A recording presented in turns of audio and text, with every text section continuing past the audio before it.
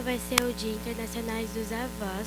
Hoje eu gostaria de homenagear todos eles, com uma pequena leitura. Cada ruga tua representa uma história, e são tantas quantas experiências, quantas histórias para contar, quantos conselhos para dar, quanta paciência para nos suportar. Esquecem a sua vida para viverem a nossa, sempre cheias de atenção, de carinho, de amor. Advogados da nossa vida, medidores nas nossas decisões. Vocês são o meio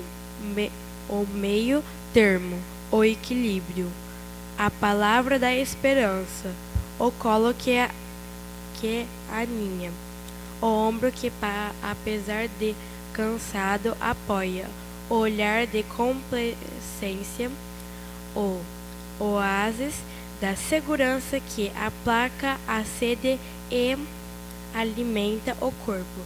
Vocês são tudo de bom e de belo, avós queridos.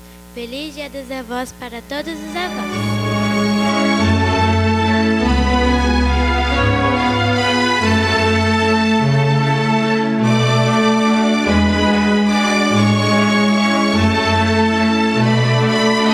Boa noite a todos. Que o Mestre Jesus possa nos iluminar por mais uma noite. Que possamos neste momento falar um pouco sobre as palavras edificantes da nossa doutrina, do Evangelho segundo o Espiritismo, onde o capítulo 26, Dai de graça o que de graça recebeste, será o assunto da noite. Jesus, tentando orientar os seus apóstolos e discípulos da responsabilidade que era, não tinha a palavra mediunidade, mas a missão que todos eles envergavam, ele então tenta fazer uma orientação que a princípio era para os seus apóstolos, mas que se estende até hoje para todos nós. Uma orientação a todos os trabalhadores da doutrina do Cristo. Não se refere simplesmente aos espíritas, mas a todos que são cristãos.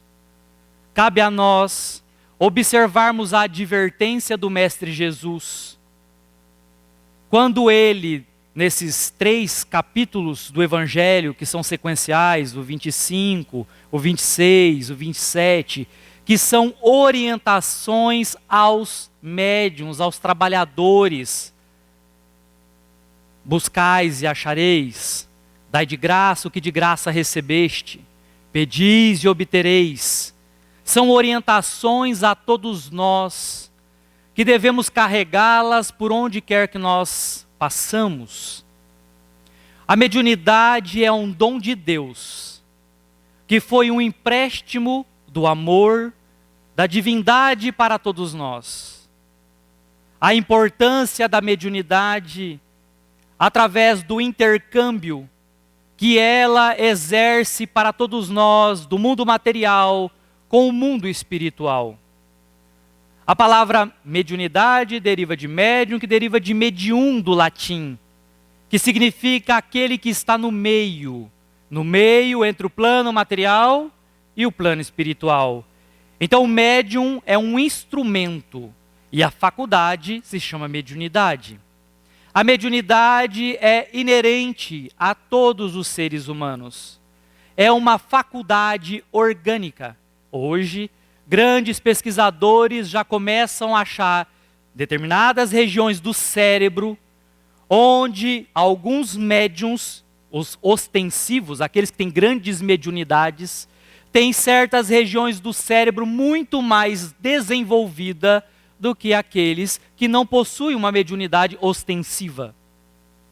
Então ela é do sistema orgânico, como a visão, a gustação, todas as nossas faculdades, o tato, a audição, também a mediunidade, quando os seres humanos se elevarem a tal ponto que a mediunidade se tornará algo tão normal a todos nós. Então a mediunidade não é algo que é meu, somente minha. A mediunidade é de todos. Nós observamos então Allan Kardec no capítulo 14 do Livro dos Médiuns, se eu não me engano, no item 159, onde ele fala que todos nós somos médiuns. Todo aquele que em um grau qualquer, maior ou menor, que sente a influência de espíritos, bons ou maus, são médiuns. Porém, ficou classificada a palavra médiuns aos médiuns que têm uma mediunidade mais ostensiva. Aqueles que veem os espíritos, que se comunica, o médium que é de psicofonia, o de psicografia. Então se caracterizou chamar de médiuns mais esses que têm a mediunidade mais aparente. Mas a todos nós que sofremos influência dos bons espíritos, como dos maus espíritos também, somos médiuns. Porque se não tivéssemos mediunidade, nenhum espírito conseguia ter acesso a mim. Nem o bom, nem o mal. Mas se esse espírito consegue me influencia por uma porta, que assim podemos dizer, que é a mediunidade. Então todos nós temos mediunidade. E Kardec ainda coloca, raros são aqueles que mesmo em estado rudimentar não a possua. Então não é um benefício exclusivo daqueles que possuem a mediunidade. Todos nós somos instrumentos. Depende de cada um ser instrumento através da escolha que ele faz da vida dele. Nós podemos escolher ser instrumento dos bons espíritos, mas para isso nós temos que ter uma conduta que seja coerente com a vibração dos bons espíritos. Porque quando nós temos uma conduta equivocada, atraímos para perto de nós espíritos brincalhões, ignorantes, sofredores. Então depende de cada um a escolha que ele faz da sua mediunidade será atendido pelos espíritos de acordo com as vossas obras, ou de acordo com as nossas obras. Então, no item 1 desse capítulo, Kardec intitula o dom de curar. E aí ele pega uma frase de Jesus que ele está recomendando aos seus apóstolos, que hoje nós, discípulos do Mestre Jesus, também temos que segui-la. Ele fala, restituí a saúde aos doentes, ressuscitai os mortos, curai os leprosos, expulsai os demônios, dai de graça o que de graça recebeste. Então vamos interpretar a fala de Jesus, lógico, dentro das minhas limitações. Ressuscitai os doentes, restituir a saúde aos doentes. Então ele estava orientando que eles, através da mediunidade, através da manipulação do fluido, conseguisse, como ele também conseguia, fazer a restituição da saúde dos enfermos. Porque ele, Jesus, deixou uma orientação a todos nós. Vós serão capazes de fazer o que eu faço e muito mais. Nossa, tudo aquilo que ele fazia, e ainda ele coloca muito mais. O que será ainda que tem que nós não sabemos? Porque, na minha interpretação, Jesus fez algo que muito longe de nós conquistarmos agora. Imagina ainda a recomendação que ele fala que nós seremos capazes de fazer o que ele faz e muito mais ainda. Então tem muito mais a aprender. Mas então ele fala, restituir a saúde através do passe. Os médiuns são instrumentos dos bons espíritos, que soma a energia do médium juntamente com a energia dos bons espíritos e canaliza no paciente, naquele que está ali sendo assistido, uma energia que consegue tirar as energias negativas, consegue muitas vezes afastar um espírito enfermo ou ignorante. Então o passe é a mesma imposição de mão que o Mestre Jesus fazia àquele tempo. A diferença é a potência pura do Mestre Jesus para nós que somos ainda espíritos em processo de evolução. Hoje, o Ministério da Saúde já autorizou, entre as terapias alternativas, a imposição de mãos. Porque foi feita várias pesquisas em pacientes em alas de hospitais que estavam internados. Esses pacientes estariam em longo período de internação. Então, 10 pacientes receberam passes, outros 10 não recebiam. Aqueles 10 que não recebiam passes tiveram complicações, dificuldades, permaneceram mais tempo no hospital, muitos não conseguiram vencer as infecções e acabaram vindo a óbito, falecendo. Aqueles 10 que receberam as imposições de mãos, começaram a perceber que o quadro de doenças infecciosas, doenças hospitalares, problemas, eles recuperavam mais rápidos. Alguns deles morreram? Morreram. Mas a maioria conseguiram ter a alta e recuperação mais rápida. Então o próprio Ministério da Saúde hoje coloca entre as terapias alternativas a imposição de mãos, não é o nome passe, mas é a mesma coisa. Que Jesus já fazia há aquele tempo e recomendou aos seus apóstolos. E é a recomendação hoje para todos nós. Então vamos restituir a saúde aos enfermos. O passe é de um certo nível de mediunidade de cura, porque consegue aliviar. Aí assim, todos os médiuns que estão no passe têm a mesma capacidade mediúnica? Não. Todos os médiuns têm o mesmo tipo de mediunidade? Não. Cada um tem uma energia diferente, mas todos são importantes ali dentro. Uns mais, uns menos, uns mais para um tipo de mediunidade, outros para outros, mas todos são importantíssimos dentro de uma cabine que está auxiliando as pessoas. Então ele falou aos seus apóstolos, vá para restituir a saúde. Então a saúde do corpo físico. Depois ele fala, ressuscitai os mortos. Aí nós sabemos que essa parte aqui é uma alegoria. Jesus não está falando ao pé da letra.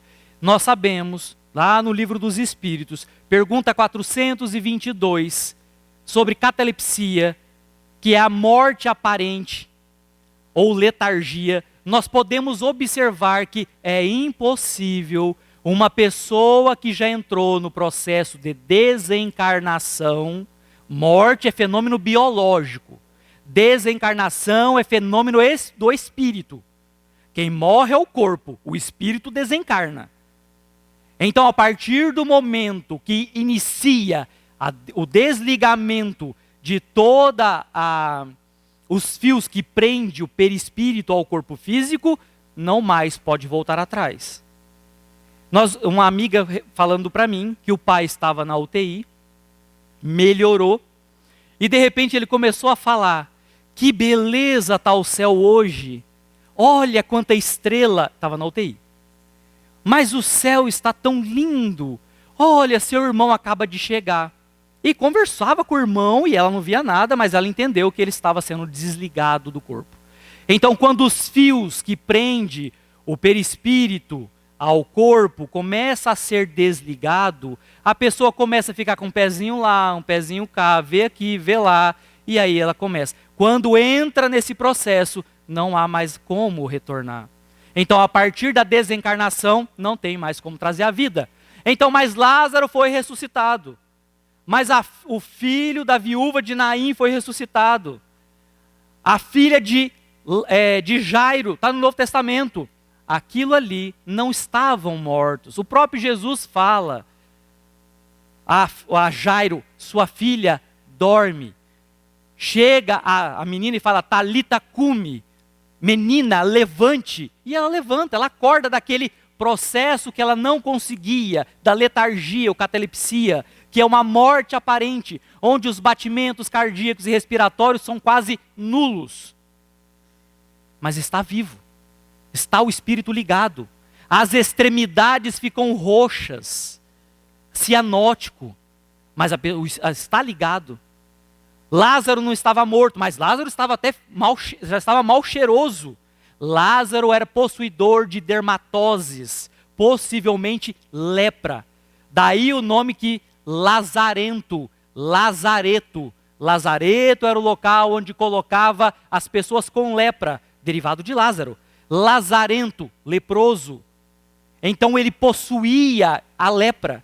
E quando ele foi enfaixado, aquilo ali por 3 dias, num calor, lógico que as carnes, como se fosse uma escara, começa a ter a morte do tecido superior.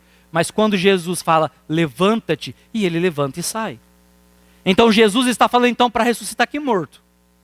Se todo aquele que morre não volta à vida.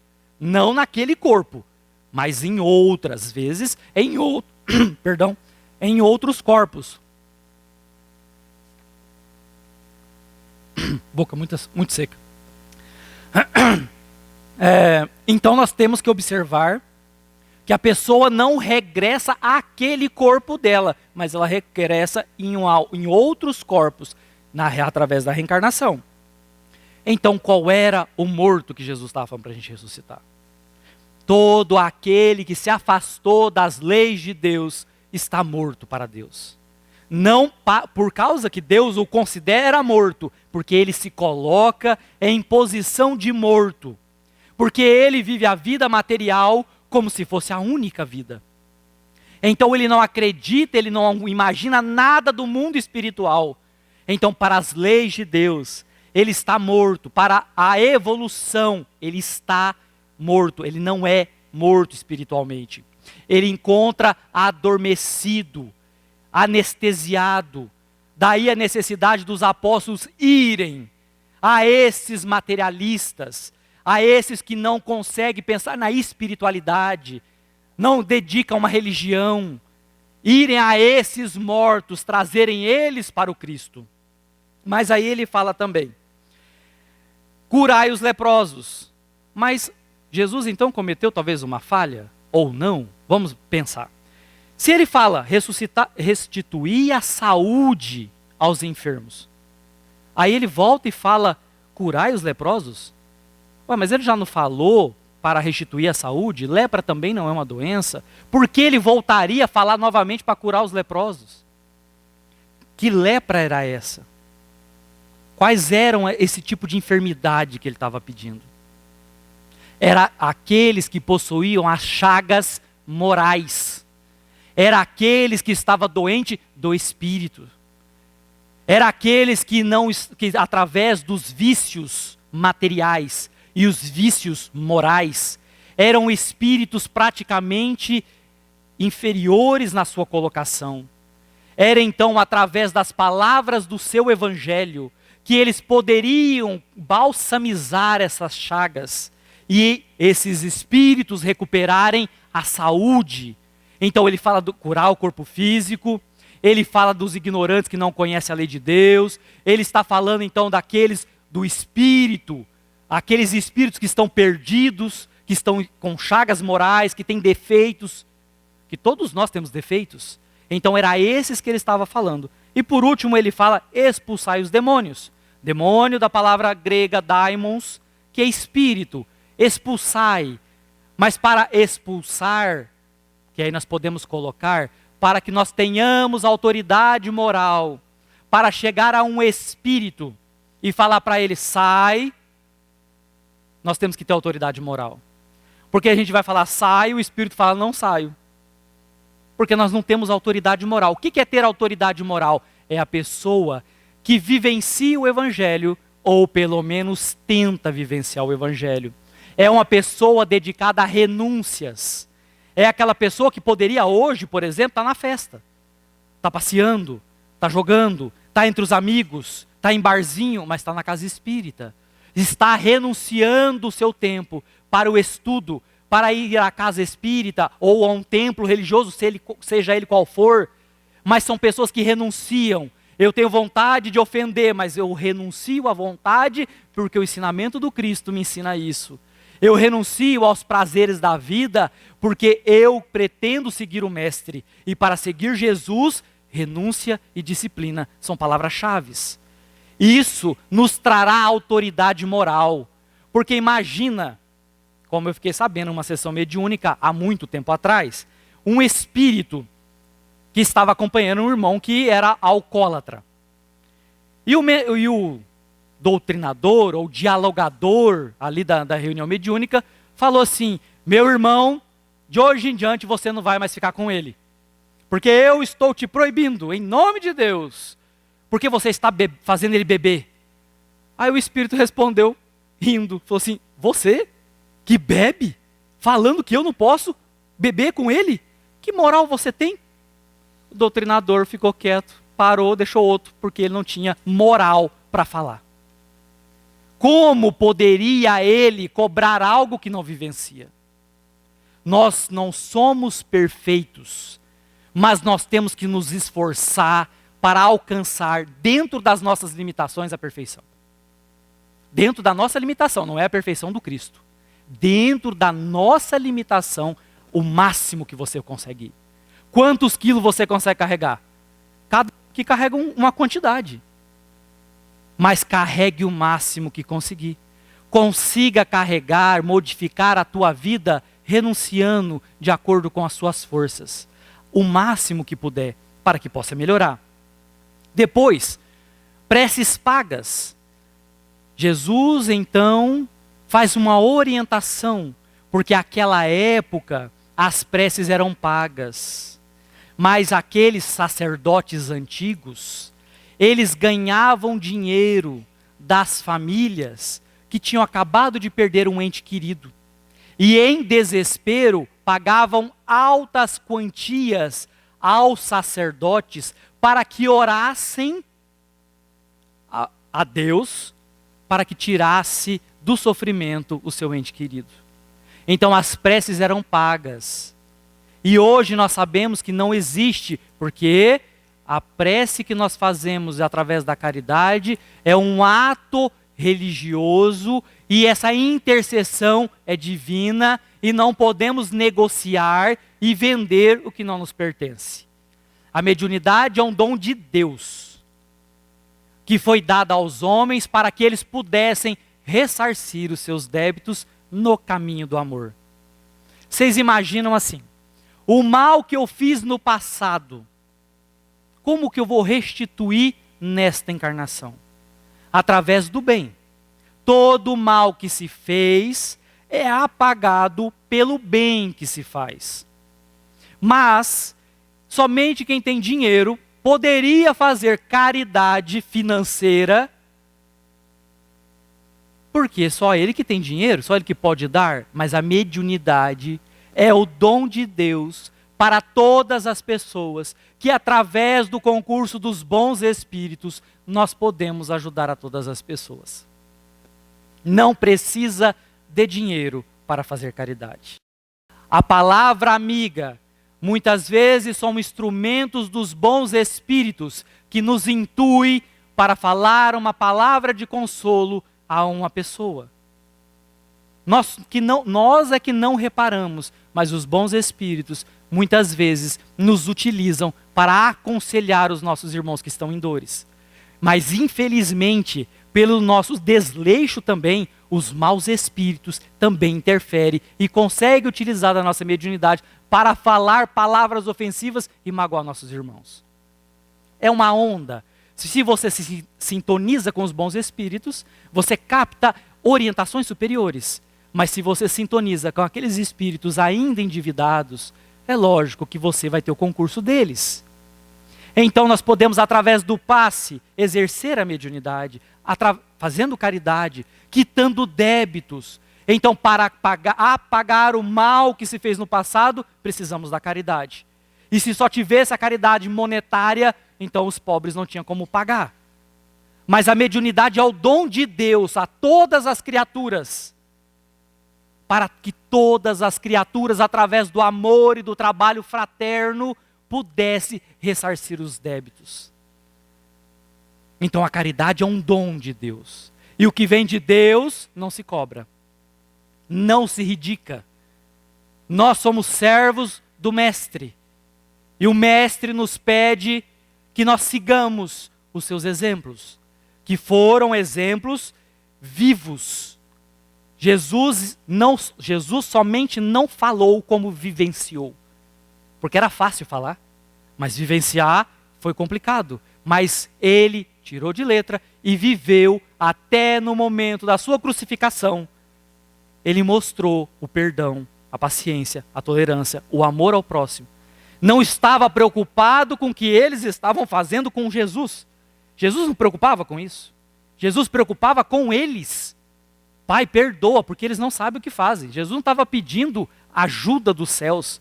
Jesus pedia para que Deus tivesse piedade, porque eles eram ignorantes, não tinham noção do que estavam fazendo.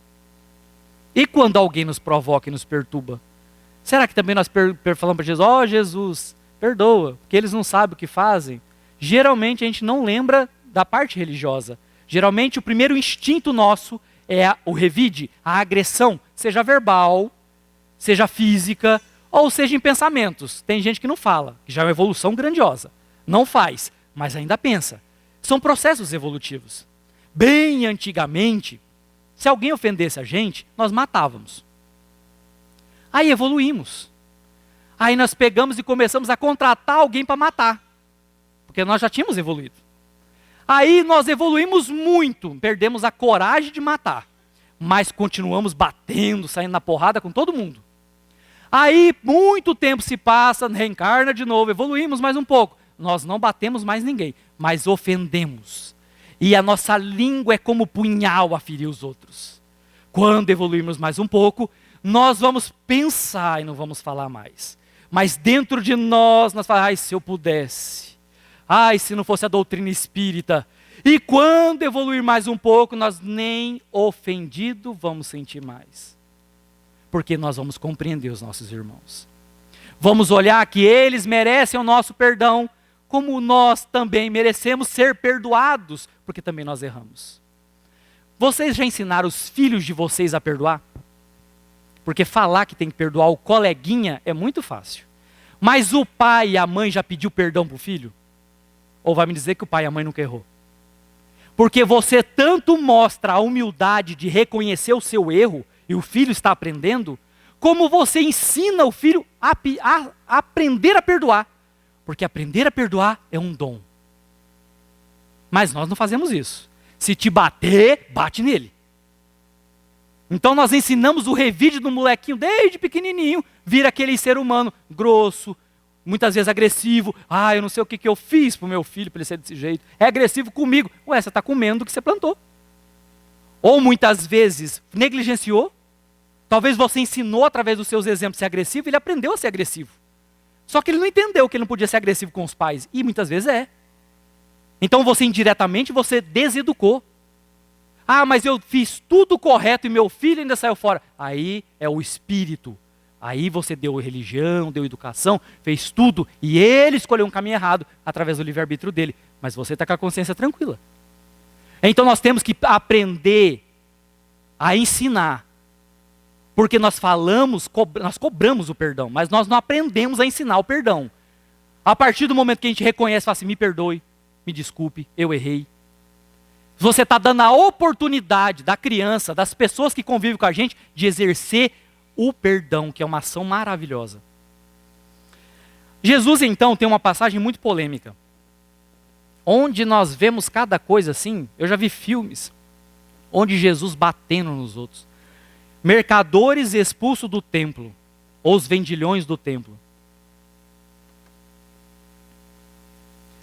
Vimos filmes onde Jesus pega um chicote, sai batendo em todo mundo, derrubando tudo, num ódio, porque aquele ator que representava Jesus, ele estava possuído. Então será que aquele é o Cristo que nós acreditamos? O Cristo de amor e caridade? Que nem na cruz teve ódio? Ele entra no templo e sai quebrando tudo? Ele sai com o chicote na mão batendo nos outros? É incoerência. Mas quem lê, interpreta segundo o seu sentimento. Então, já não podendo se elevar até Jesus, a um ser puro, a compreender as atitudes de um ser puro, rebaixa Jesus como humano, irritado e magoado. Então, interpretação nossa, não é que Jesus fez isso. Jesus entra ao templo. Mas para isso vamos entender uma situação. O rei Davi, que era um menino que derrota o gigante Golias, tira do alforje uma funda, que era como se fosse um estilingue, que rodou, uma pedra, atacou, matou um gigante, que era um homem de aproximadamente 2 metros de altura ou mais, se torna rei, derrotando o exército dos filisteus, se torna rei, mas era um rei guerreiro. Um rei que levou pelo sangue a hegemonia de Israel. Então ele queria tirar a arca da aliança, que ficava guardada dentro daquela arca de ouro, as tábuas dos mandamentos, que era a primeira psicografia, ou não era psicografia? Porque Moisés escutou de Deus e escreveu, pronto, psicografia. Então ele psicografou os 10 mandamentos e era guardado dentro da arca de ouro, a arca da aliança, que era colocado nos tabernáculos, que eram tendas. E ele achava aquilo, que Deus merecia algo maior. E ele queria construir um templo, mas o profeta falou a ele que as mãos dele eram manchadas de sangue. E a mão de quem fizesse o templo de Deus era as mãos da paz. E depois o seu filho, Salomão, pegando a ideia do pai, que Salomão no dialeto antigo significa paz. Este então Salomão constrói o grande templo de Israel, onde abrigava ali a arca da aliança, que era a aliança de Deus para com os homens. Então dali em diante aquele templo foi reverenciado.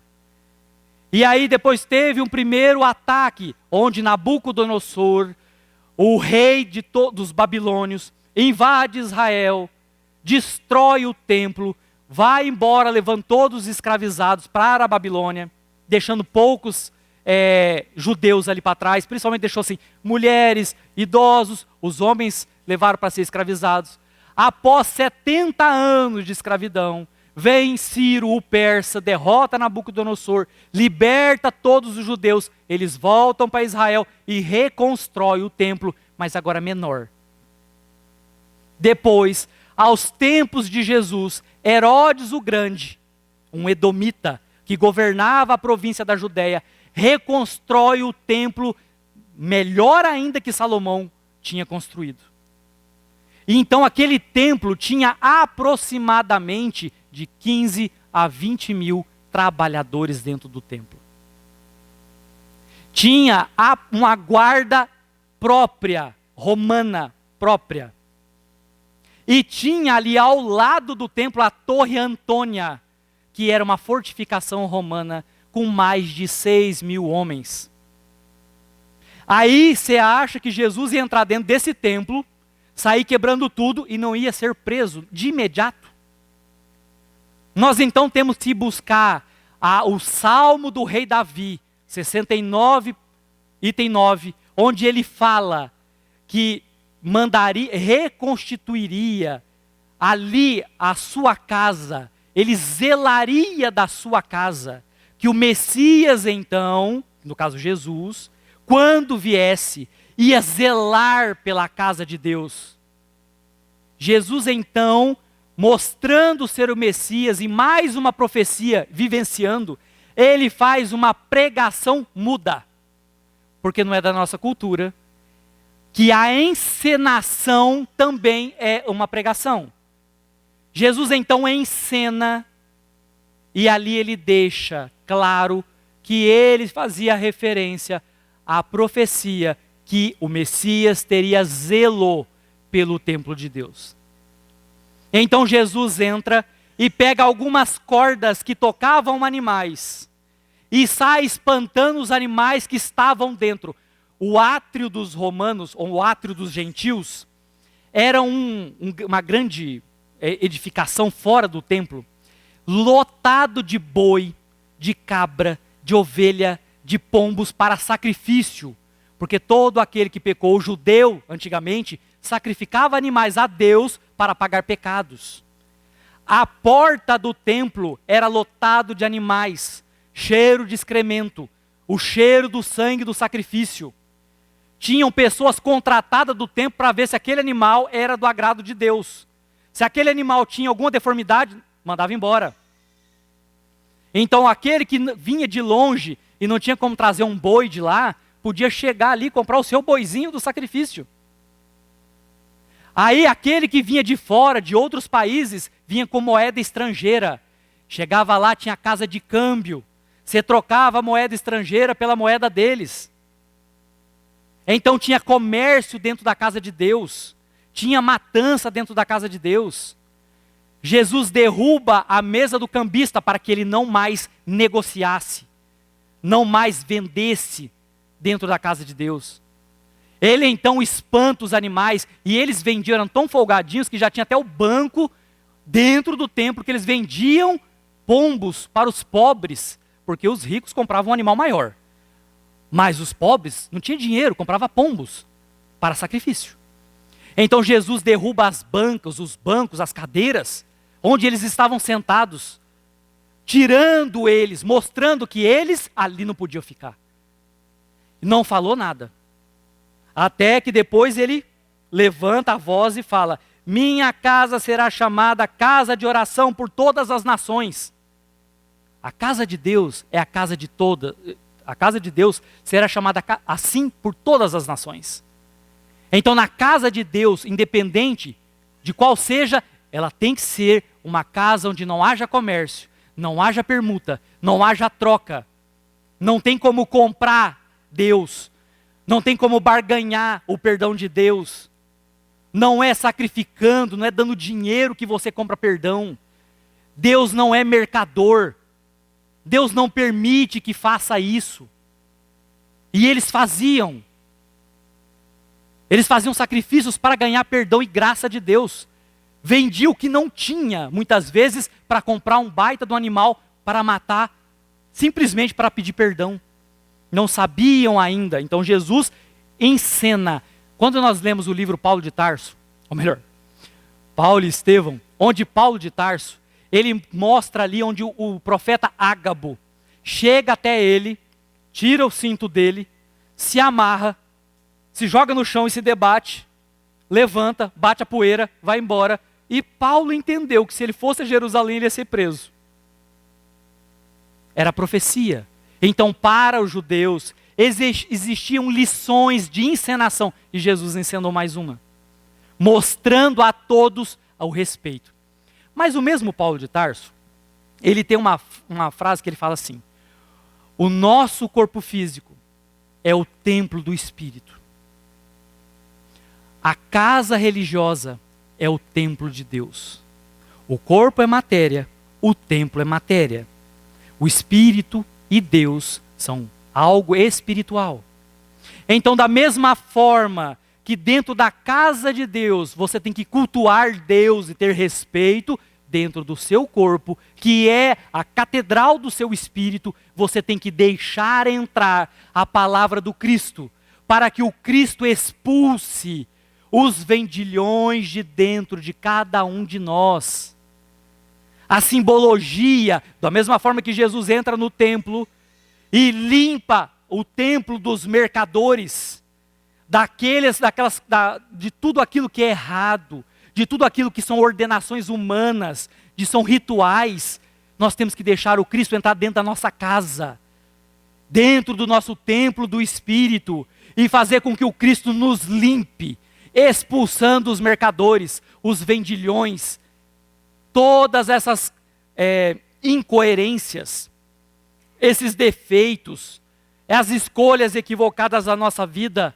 Então nós temos que abrir as portas do nosso templo, do nosso coração, para que Jesus utilize como um grande cirurgião, com um bisturi, abrindo a carapaça que cobre o nosso coração das ignorâncias, que nos endurece aos sentimentos, às energias mais elevadas, para que o amor do Cristo nos desperte, nos liberte, para que possamos então buscar uma nova vida, deixar o homem velho, o homem ignorante que mora em nós, morrer, para que nasça um novo homem, um homem agora evangelizado, cristianizado, buscando os preceitos do nosso Mestre para a mudança das nossas vidas. Cabe a cada um de nós observarmos. E aí nós pegamos então um exemplo na mitologia grega.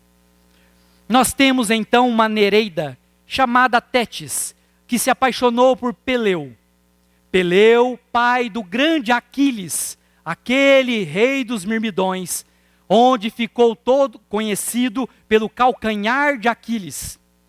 A Nereida, a Tétis, pensando então em proteger o seu filho, para que fosse invulnerável a qualquer ataque, ela pega o seu bebê, pega ele pelo pé, leva até o rio dos mortos, o Estige, no Hades, e mergulha a criança pelo pezinho. E a criança, banhada nas águas do Estige, sai com o corpo todo protegido, porém, aonde ela segurou o pezinho, era o único ponto que não foi molhado pelas águas do Estige. Então ela sabia que o seu filho tinha um ponto fraco, que era o seu calcanhar.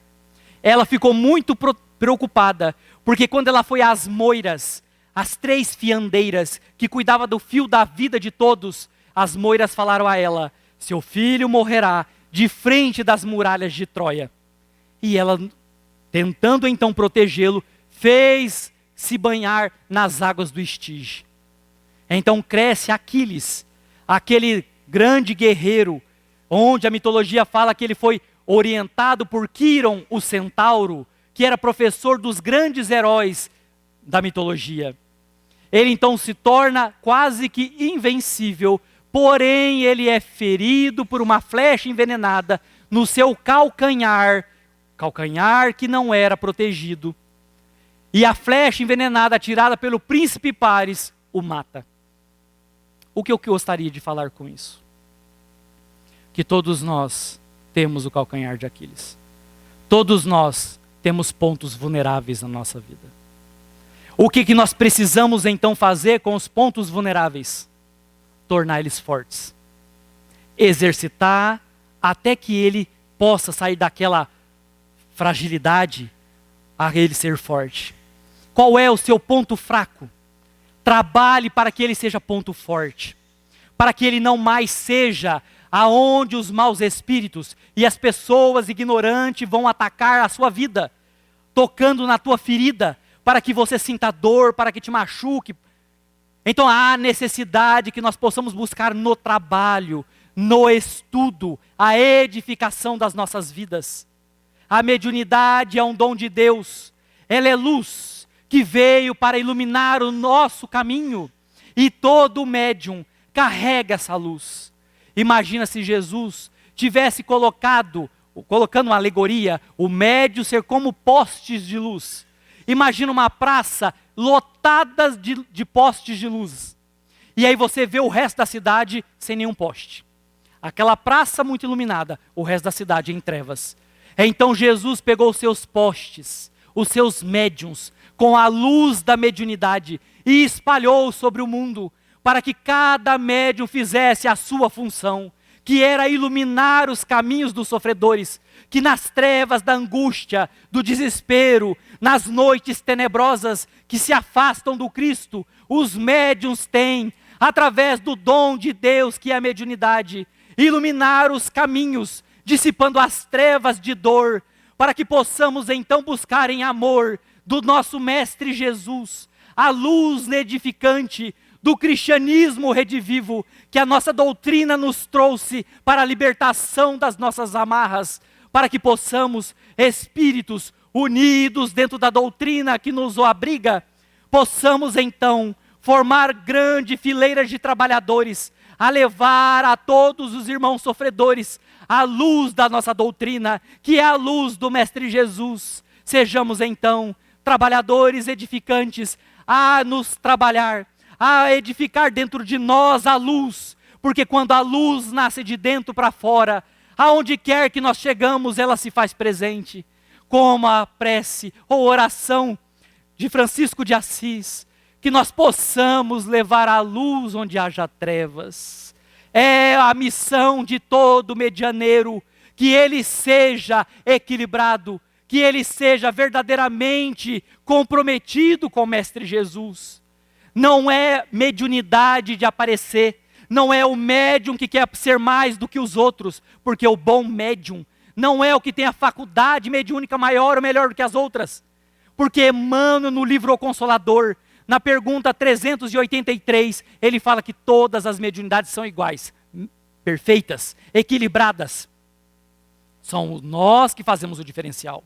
Não existe mediunidade melhor do que a outra. Existe, aí diferente, medianeiros humildes, trabalhadores, pessoas que renunciam, pessoas comprometidas. Não é a mediunidade que é melhor, é o médium que se esforça. Porque ele sabe que quanto mais humilde, mais ele é instrumento dos bons espíritos. Quanto mais personalista, porque eu sou melhor médium do que o outro.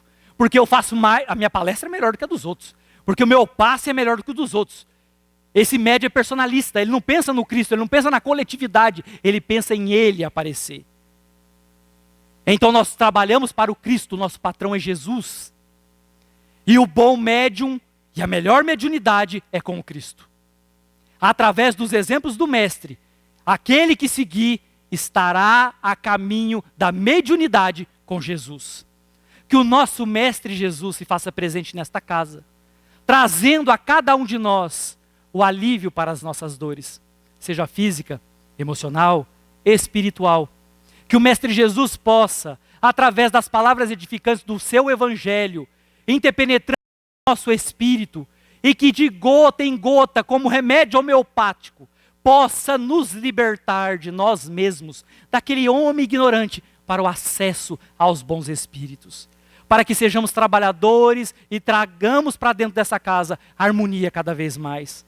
Para que todos os novos irmãos que aqui cheguem, que possamos acolhê-los com amor.